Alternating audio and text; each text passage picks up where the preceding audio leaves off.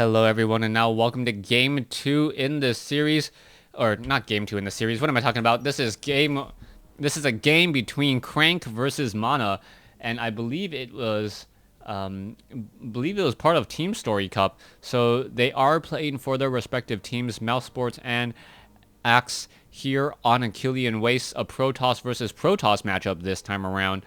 And what will we see from these two players? Mana spawning as the blue Protoss on the bottom right hand side of the map, Crank spawning as the red Protoss on the top left, and I believe this might actually be one of my first Heart of the Swarm cast in Protoss versus Protoss. For some reason, sometimes people I don't like watching mirror matches. Other times people are like, I love mirror matches, give them to me, as mirror matches are pretty much, I believe, what was it, 3 out of the 6 possibilities, so, or 1 in the 3 possibilities in terms of the possible matchups you could have. Anyways, let's go ahead and break it down. I'm not going to go into statistics or the number of probabilities. I'm just saying you have a 1 in 3 chance of having a mirror match. If you guys don't believe me, then, well, you guys can not believe me. Anyways, Crank spawning, and now both sides placing down their early gateways and the gas timings. The gas timings is such a strong indicator of what the players are trying to go for. Mana going for a little bit of a faster gas in this game. Meanwhile, Crank not going for his gas as of yet. That could be an early indication that he's trying to perhaps go for a faster expansion, or he is actually gonna make up ground and now going for double gas, and he'll quickly be able to surpass Mana in just a moment. So far, Mana now harvesting gas. Meanwhile, Crank has yet to harvest any gas, but will be able to do twice as fast as soon as it is up and running. 16/24, 3 probes on gas here, 3 probes on gas here. I think we will have 3 probes on gas here. 3 probes on gas there. Only 11 workers now. So Mana does have the advantage in terms of minerals. He is just behind on gas, but he'll be able to quickly make up all of that here in just a second too. So far, 100 gas now has been already harvested. We are now about even in terms of the gas supply. So 2 different roads down to the same outcome, and the matchup is still looking to be a bit mirrored as we are now going into our second gateway. Mana actually opting to go for a second gateway, Crank opting to go for a little bit of a later second gateway, and so far this is just a simple 2-gate. So 2 gateways now down. Perhaps it's just going to be cautionary forces. We're going to be seeing stalkers and lots of them, as you do not want to be spending a lot of gas on your sentries at this point, especially with the mothership core being able to fly up and perhaps snipe down a sentry or 2 if you are not careful. Mothership core about to be completed for Crank. Will he be able to move out with these units? You can see that there is currently... Where is that mothership core going? Alright, not 100% sure, but stalkers are now just making their rounds, making sure that there are no proxy pylons anywhere, just so that when they move out, they're going to have a giant army inside their base. Mothership core on the move, as we see double gateways, now training up double stalkers, and Crank finally showing his hand and going for that Stargate. Now, in terms of the overall gameplay and the strategies, it really feels like Wings of Liberty versus Heart of the Swarm didn't change Protoss versus Protoss that much in the early portion of the games. I still do not see Protoss players trying to do very fast expansions. Normally Protoss games were very cold and calculated. You made sure you had enough units before you tried to take that natural expansion, because if your opponent did opt to do a 4-gate, he could destroy you pretty much instantaneously if you were not really ready for it. The first Oracle will be out. Will it be enough to actually destroy some units, as we now have the Mothership core waiting to walk up onto the high ground? It is going to fly up there, now back off. Mothership core versus Mothership core, Stalker count versus Stalker count, as Mana now opting to go for a robotics facility. The robotics facility is inside his base. Harvester count now sitting at 23/29. Mana somehow with the worker advantage, and will he be able to turn this into something else? 46/50. Meanwhile, Crank is not training up any more workers, just sitting on 16/24 and hoping to really punish Mana. This is not going to be a good fight, though, as we now see the Mothership Core engaging in on the fight. There goes one Stalker. More Stalkers are reinforcing from Mana. And is it going to be enough? Another one gets taken down. And oh, is it going to be enough there? Yes, another one gets taken down here. Crank now trying to get away. Oh, that could be bad. Oh, what are these Stalkers going to do? The Stalkers could just start stutter stepping and take down a free Stalker there. And now Mana, with a significantly larger army, he has 3 additional Zealots now morphing along the way or walking along the way. Nope, he's not actually. Okay, units. Crank has 3 additional Zealots. Meanwhile, Mana has 5 Stalkers. You can see that the one Oracle trying to get off some easy kills onto some more units. It is doing a fair amount of damage as the Oracle finally does get taken down. Zealots now trying to chase after the Stalkers. Is it going to work out as all the Zealots are now getting cleaned up again? Stalkers now looking to back away. One proxy pylon off here. The scouting pylon on the front ground does get destroyed. And we are going to have a total of 6 Stalkers versus 5 Stalkers and a Zealot and a Sentry. Overall, Mana does have a slight advantage. Harvester count, though, does go to Crank, as Crank is up 2 probes. Stalkers now repositioning themselves. You can see a Void Ray being added instead of that Oracle. Will it be enough? As we are looking at one proxy pylon getting taken down. Both of these sides are playing the game rather conservatively. They are not doing that many expansions. They're just trying to hold on to what they got, so to speak. And now at, I believe, the 9 or maybe even the 10 minute mark, yes, 9:30, we finally have a Nexus come into play as both sides realize my starting attack force didn't do very much, and I can defend whatever your starting attack force is trying to do.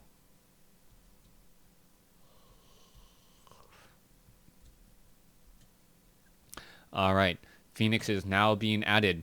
Observers nowhere to be found because there is absolutely no. Wait, is there an observer? Observer, yeah, there to be found. Hard to find him since he is cloaked. As we now see Crank and Mana still battling it out here on Achillean Waste. Mana doing a good job making sure that there is no proxy pylons anywhere out on the field. But I believe this Phoenix may actually catch some of those units.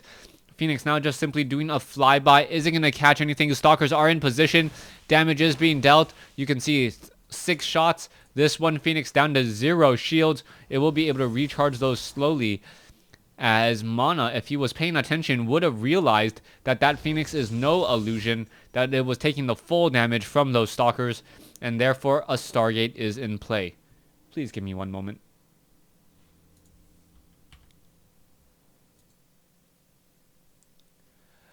Alright, sorry about that. Let's go ahead and pull that back up, and let's continue to the game. So it is Crank versus Mouse Mana here.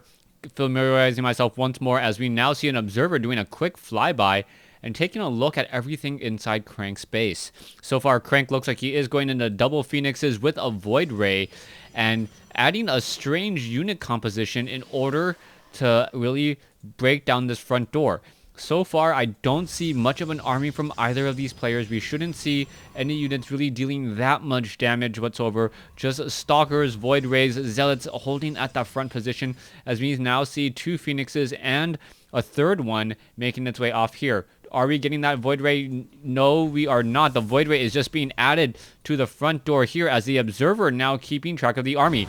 Phoenixes are trying to get off some shots here, but the Nexus, with that photon overcharge and that mothership core, pretty much preventing any real harassment for quite some time. The Phoenix is now perhaps going to be making their way down inside the main base. There are already Stalkers in position, and will that mothership core be able to get there in time as well? Here we go.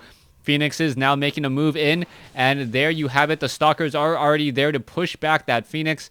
The duo, or the triplet of Phoenixes, now looking to return back home. No one really getting much of an advantage over the other player. So far, Mothership Core, maximum energy. Crank was supply blocked for quite a little bit of time. 86/92 now, getting in another pylon as we now see a Void Ray being added as well. Both sides also getting in that level 1 weapons upgrade as we still have the Stalkers and the Zealots and the Immortals pulling back a bit here.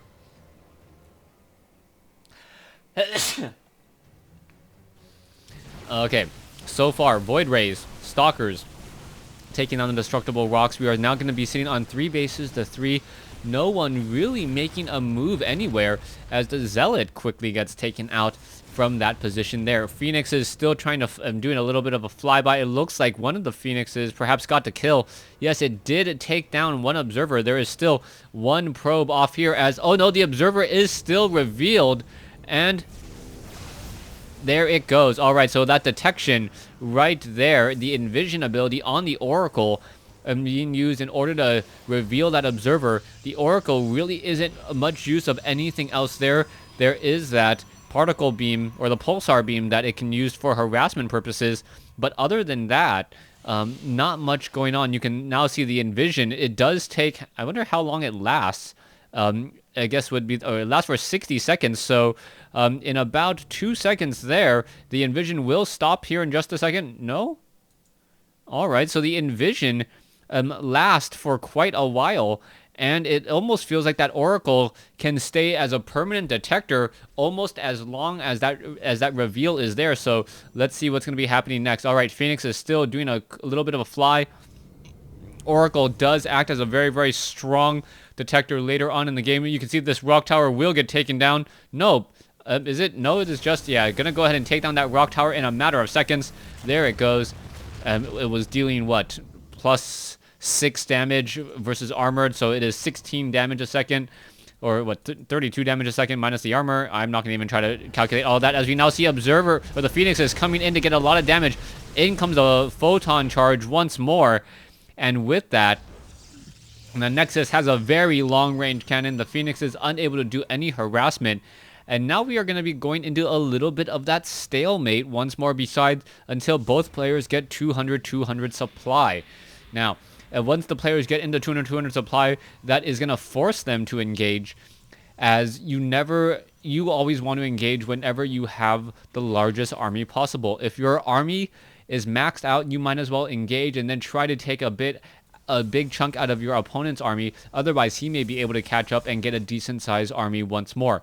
Crank still down 18 up 18 supply, excuse me, as Mana and Crank have a little bit of this non-aggression pact going on. We are now 17 minutes into this game, and no one has really engaged in any serious harassment of any type. The Phoenix is much more of a scouting unit than anything else. Stalkers are now trying to get in there. Oh, is the Phoenix going to get taken down? It looks like one Phoenix will get down to 32 hit points, and now pushed down over here. Not quite sure why that Phoenix even flew underneath or over those Stalkers, as the Stalkers are able to just get free shots in once again. So far, it is going to be 3 bases to 3, and there goes another Observer. Was there actually a detector in there? I'm not 100%. Yes, there is one Observer. Where is that Observer? Right here. Okay, so yeah, right there. You can kind of see it. Kind of difficult to spot all of these units all together. All right, so Crank and Mana, both sides, still just flying around saying, you know what, I don't want to attack you, you don't want to attack me. And what does this make? A boring StarCraft 2 game, as both players just doing a bit of flying, doing a bit of scouting. Stalkers wandering around here. In comes the Phoenixes once again, trying to get some easy shots. There goes one Phoenix. You can see that photon overcharge, how much damage it does. 20 damage per attack. Stalkers now getting underneath the Phoenixes again. There goes another Phoenix. And how much damage are we going to have? The Phoenix is able to bank around and fly away pretty easily. The one, is that Archon going to get another shot in? I believe it did get one, if not two. And now the photon cannon may be able to finish it off. Or is it going to fly too close? Oh, nope, it does not fly too close to that Nexus, as that Nexus has a very, very long-range cannon attached to it just right now. Okay, so I'm hoping for some action at the 200-200 supply mark by either of these players, both of them having very large armies, and it's going to come down to positioning and control of those armies. Colossi rather easy siege units to control. Also, we don't see that many. We have a good number of Void Rays coming in from Crank, so it looks like Crank has the higher tech army. Is that going to really matter, though, as we do see a bunch of Immortals now on the ground? The Stalkers are still wandering around here as this one Oracle still doing a bit of scouting. Is it going to be able to get away? Oh, it's just going to get shot down as Crank wasn't paying attention. But it does free up a little bit of supply. Perhaps he's going to try to get even some more Immortals in. You can see 2 Immortals now being added into this group here. Double Colossi production coming in from Mana. And this is going to be a huge, huge battle.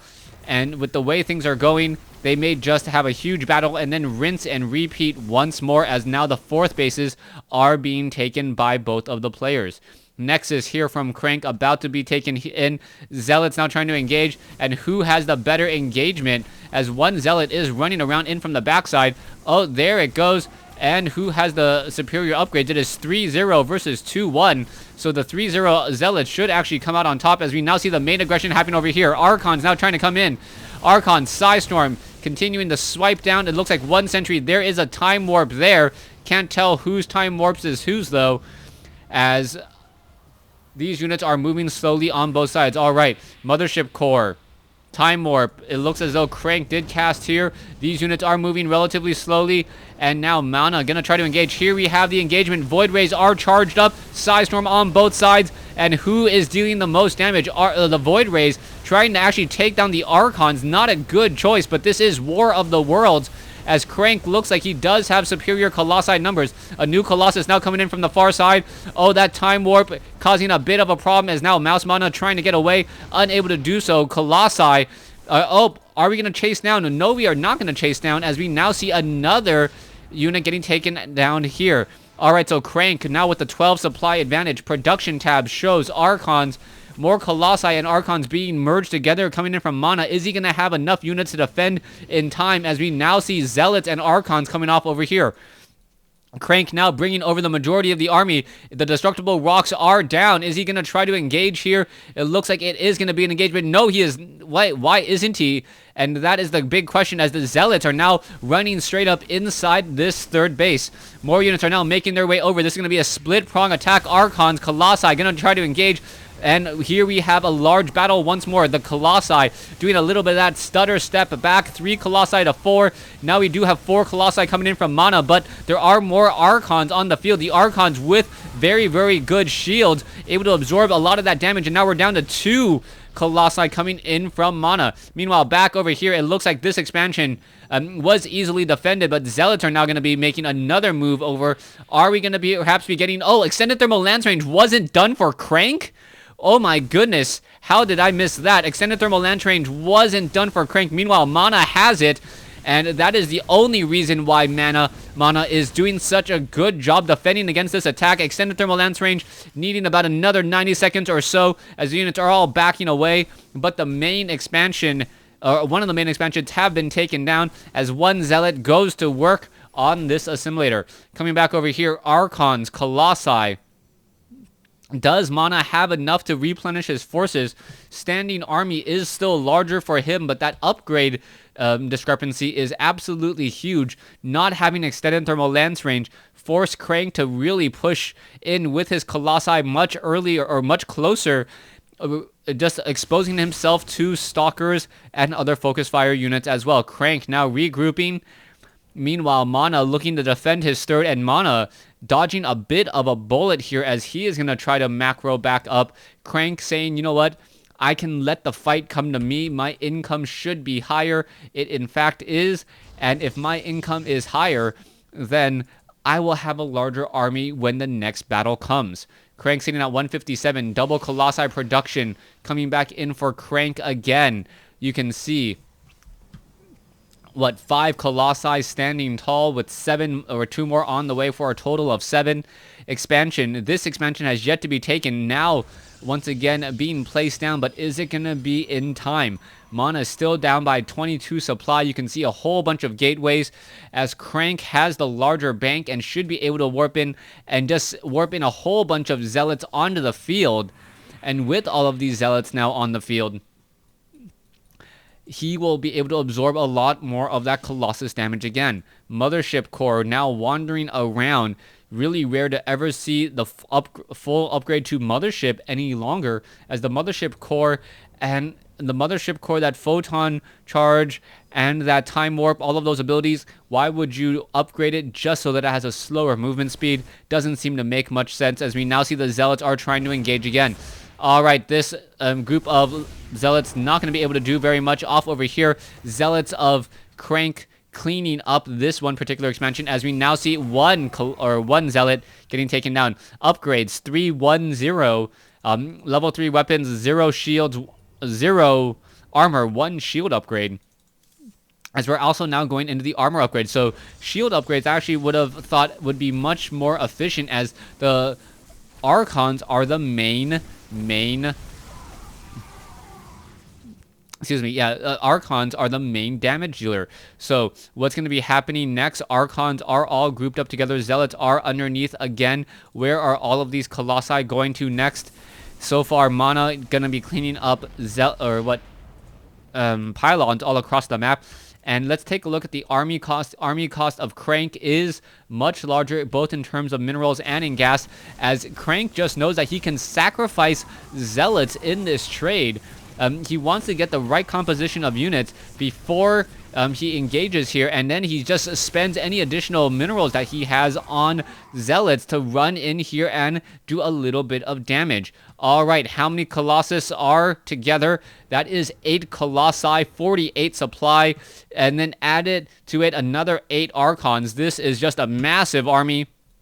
6 Colossi, 5 Archons here. Doesn't look nearly as strong, but there are some Immortals in the group. For Mana, will those Immortals... Nope, both sides has Immortals. Mana just having a bit more. Do they have enough damage and enough shields to absorb, tank all of that damage, focus down a Colossus or two, or will it be too much?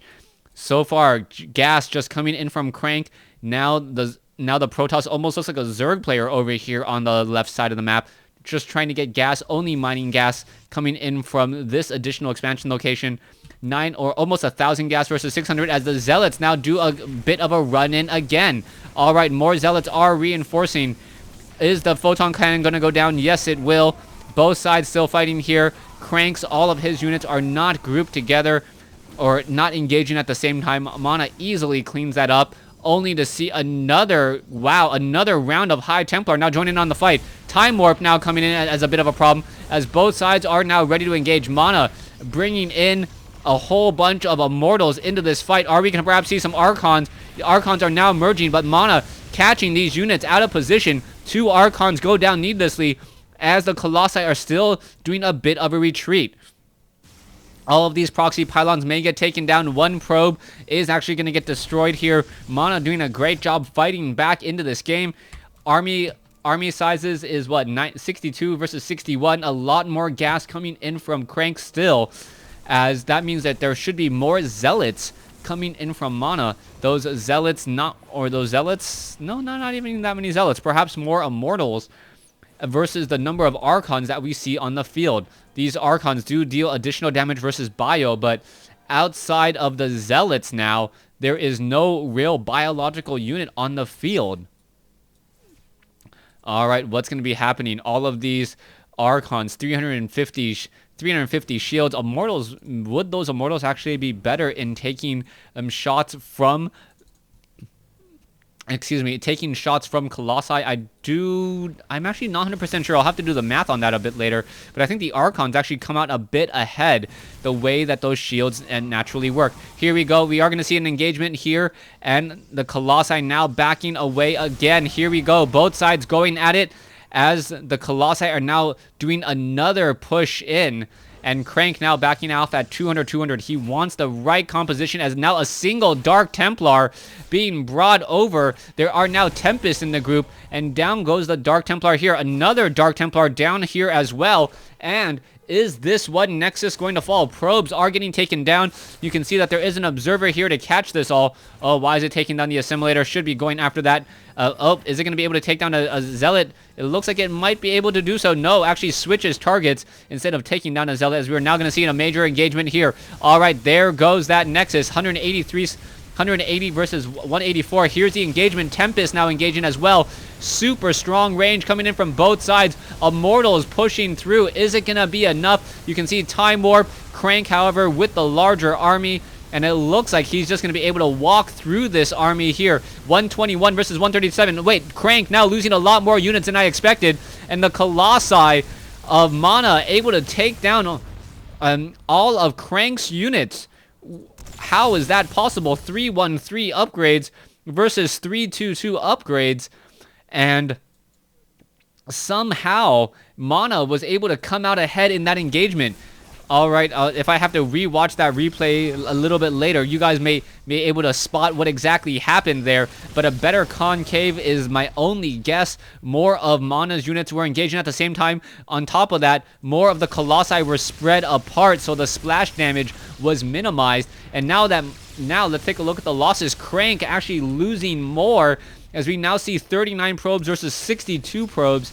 And this might be one of those situations where micro actually greater than macro. Army sizes much smaller for Crank, especially if you look at the gas. There is just not enough time to build all the necessary Colossi. Zealots now putting pressure here, but this army of Tempest and Colossi may just be able to attack, move, and take down this very important expansion. I don't even believe a Zealot will get taken out in this engagement here, and this is a very important expansion. This is what Crank had for a lead now, and if he loses this, he's going to be very much behind. All right, all the units are backing off. You can see Dark Templars, 17 over 3 workers, just trying to maximize the amount of gas that he can harvest total. And you can see that long distance gas mining actually helping out a bit, as this one, is the Zealot. The Zealots do save the assimilator. Assimilator does not get taken down.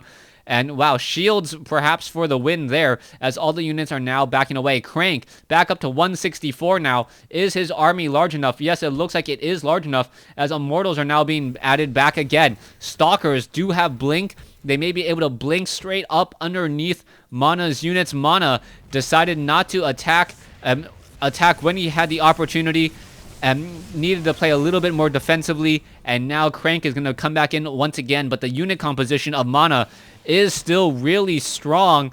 And if Tempests are any indication of how much damage can be dealt, that is going to be a huge issue there. All right, are the Void Rays... The Void Rays are armored mechanical. They are not massive units. One Zealot just trying to destroy this entire probe line. Not happening, as we are now taking a look at a very large battle. Tempest getting in some free shots there. There you go. Zealots now engaging. The Zealots armies are just going to melt in the center in just a matter of seconds. Tempest able to get off some easy shots, and you can see how much damage is being dealt. Another Void Ray gets taken down there, as Crank being forced to retreat, and it has really been these handful of Tempests and their insane 15 range that's been causing problems. All right, here we go. There's an engagement again, and even if all the units try to run, the instant that the Tempests get off one shot, they're able to get off almost a second shot in just a second here. All right, here we go. The Tempest and the Colossi are still engaging. Mana sitting on a slight supply advantage. His army advantage is actually much higher, especially if you look at the gas units on the field. 6 Colossi, no more Colossi left for Crank. And Crank, after looking so dominating throughout much of this match, is just getting outplayed and out-microed by Mana. Mana just doing a great job. 6,000 resources lost between the two. That is the difference. And here we could have the engagement. Colossi should be engaging against the Stalkers. Why aren't they? Nope, they're just looking to take down this base here, as we now see some long distance mining at the 12 o'clock expansion. This base will get taken down. There it goes, a whole bunch of workers and one assimilator, the last building left. Zealots now running straight up into this group here. Mana does have one Dark Templar, and there is an observer in the group. Oh, the Observer is actually, in fact, Mana's, as the Stalkers are still trying to engage here. What's going to be happening next? One Zealot working on that building all by his lonesome self. Meanwhile, Colossi are now about to get into position. This could be huge. Crank's own destructible rocks preventing him from getting inside his base. What's happening here? Zealots now engaging Crank, now down to 100 supply. Is it enough as all the Stalkers are trying to blink away or get away? They are not blinking together, and there you go. There is that regroup, but with no Colossi, the Stalkers cannot really engage. If they try to blink underneath the Colossi, there's just so many Colossi that 1 to 2 swipes, and that will pretty much be instantaneous death. Colossi now getting swiped apart. There's more damage being had. Zealots now trying to get away, and it looks like they will be able to get away, but the Colossi walking up and down cliffs, able to deal so much damage, as now Crank is looking to back off. This Colossus army, War of the Worlds, 6 Colossi still standing together. There goes another round of Zealots. An Observer now taken down. And is that Archon faster than those Zealots? Yes, it is. And what are we going to be seeing here? There's some damage coming in. There's the engagement. The Archons now backing off the Tempest, keeping track, trying to make sure that they are all in one giant group. And Mana, able to, or trying to force a little bit of an engagement here, should be able to do exactly that. This base now may get taken down, and with all of Mana's units just spread out like this, there's no real easy way for the Stalkers to engage. The Archons are absorbing a lot of that damage. The bonus armored attack not helping at all. Immortals now bringing up the rear. All the Archons will get taken down, but there's the GG coming in from Crank, as Mouse Mana really just played an impressive game here, even though he was behind for most of it, able to just keep cool and calm under pressure and take the game. Thanks for watching. Thanks for listening.